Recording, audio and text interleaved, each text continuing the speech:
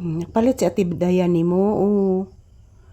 Yes, anak. Nagpalit si Ate Dayani mo, anak. Ako siyang ipangutana. Ano nilaw siyang papa ganina.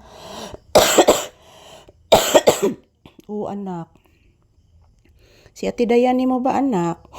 Nagpalit. Mao ni gawas ko. Ngaminaw de kanak na nagkatod-katod, anak.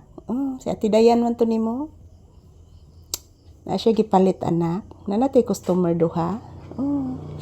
Duha atong customer. Opo. Yes, anak. Opo, anak. Duha, anak.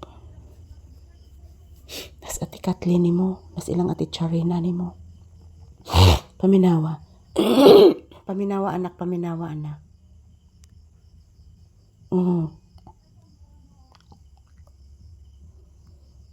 Ate Kathleen nimo nas ilang Ate Charina nimo. Nanong, anak. Yes, anak. La.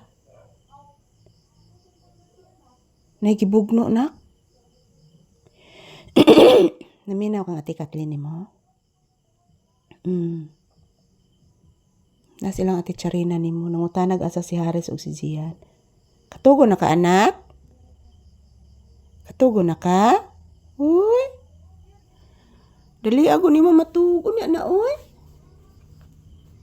Sayo pa man, anak? Sayo pa bitaw, anak? Yes, anak. Sayo pa, anak.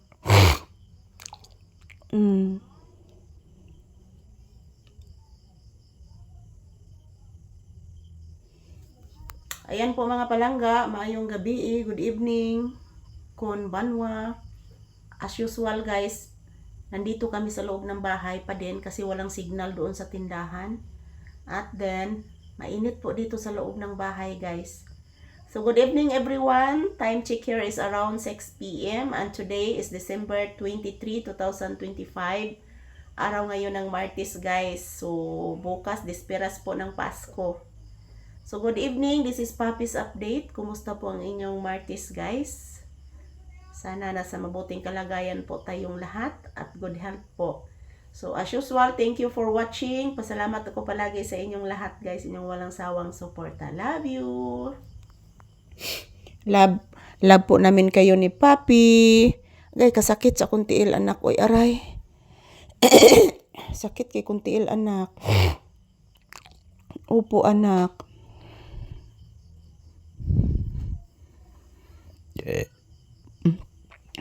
Sakit kay anak, oy. Kinanglan bali-balihon gid nako, anak. Yes, anak. Bali-balihon gid ni siya, anak. Kay mumanggid ni siya, anak. Opo, anak. Yes, anak. Nilakaw na sa Ate Kathleen nimo. La. Nigawa si Sian, anak. Nigawa si Sian. Bless mama, bi. Taga Santo. Kaloyan kas Ginoo, anak. Ayan po guys, maayong gabi ka na tong tanan. Ito po ang update ni Papi ngayon. Ngayong gabi. Kumusta po ang inyong evening guys? Grabe inita diri sulod guys. Uy, bisag gabi na guys. Ayan, salamat po sa inyong panonood guys. Happy watching and happy Tuesday. Kanatong tanan mga palangga.